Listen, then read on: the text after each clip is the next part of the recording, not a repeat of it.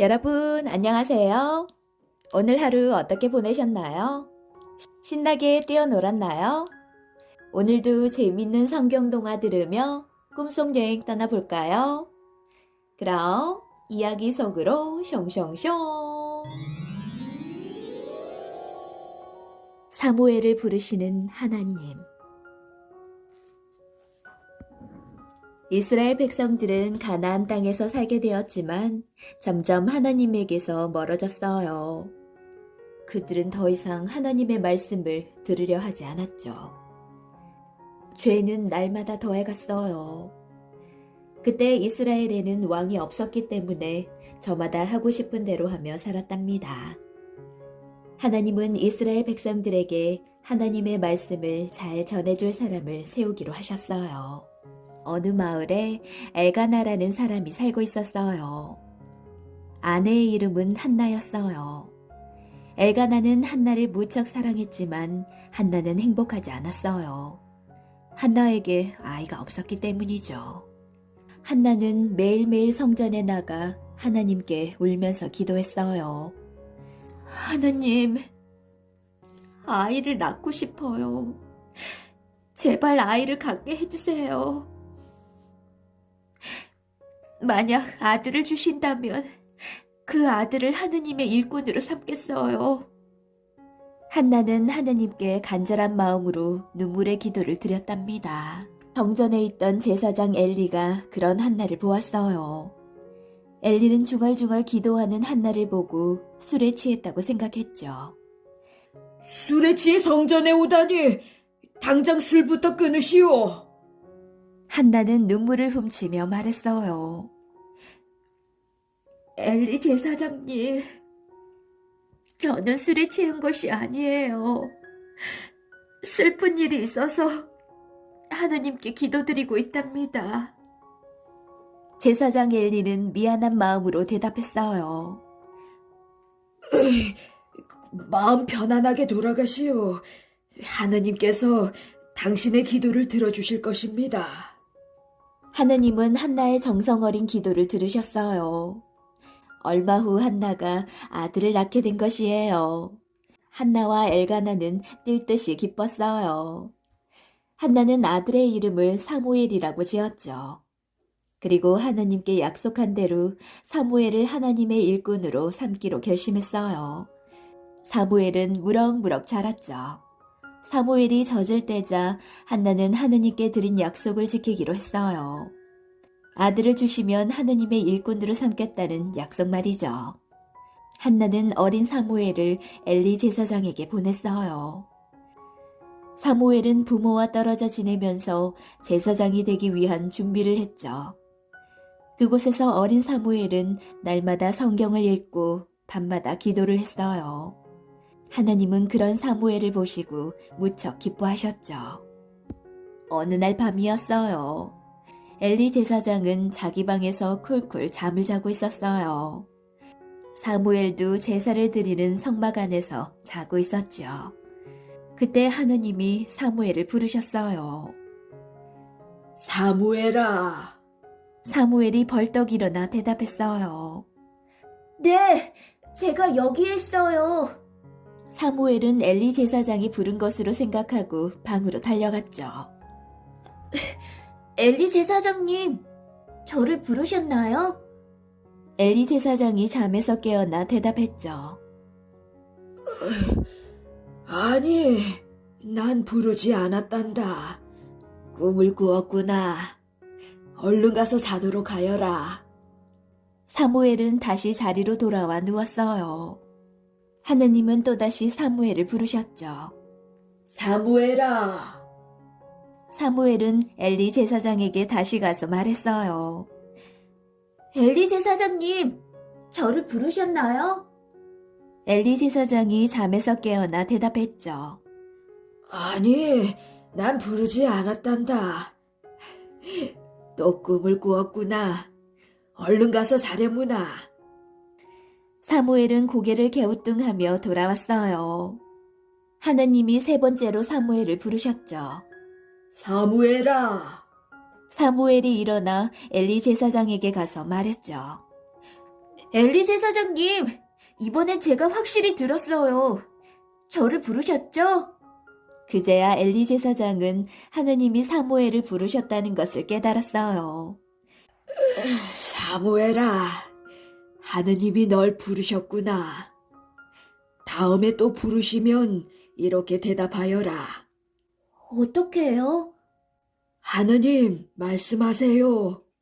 저는 하느님의 일꾼이에요.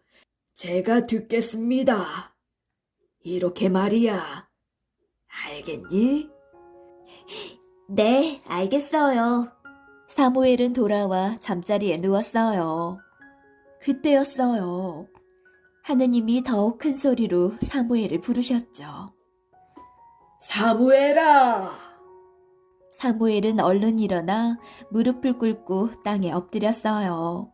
그리고 엘리 제사장에게서 배운 그대로 대답했죠. 하느님, 말씀하세요. 저는 하느님의 일꾼이에요. 제가 듣겠습니다. 하느님이 사무엘에게 말씀하셨어요. 이스라엘 백성들이 나의 말을 듣지 않는구나. 내가 너를 통해 나의 말을 전할 것이다. 하느님은 사무엘을 선지자로 세우셨어요. 선지자는 하느님의 말씀을 백성들에게 전하는 사람이죠. 사무엘은 이스라엘을 두루두루 다니며 하느님의 말씀을 전했죠. 하나님은 언제나 사무엘과 함께 하셨답니다. 이스라엘 사람들은 왜 왕을 원했을까요? 사사기 마지막을 이렇게 끝맺고 있습니다. 그때 이스라엘에 왕이 없었으므로 사람이 각자 자기의 소견에 옳은 대로 행하였더라. 사사기에서 반복적으로 일어난 이스라엘 백성들의 죄악은 사실 이스라엘에 왕이 없었기 때문이었어요. 사무엘상은 그런 필요 때문에 세워진 이스라엘의 왕에 대한 이야기를 다루고 있습니다. 이스라엘 백성들도 결국 왕이 없으면 계속해서 이방 나라의 괴롭힘을 당할 것을 알았죠. 그래서 사무엘에게 왕을 세워달라고 요구하죠. 그런데 이스라엘에 진짜 왕이 없었을까요? 그렇지 않아요.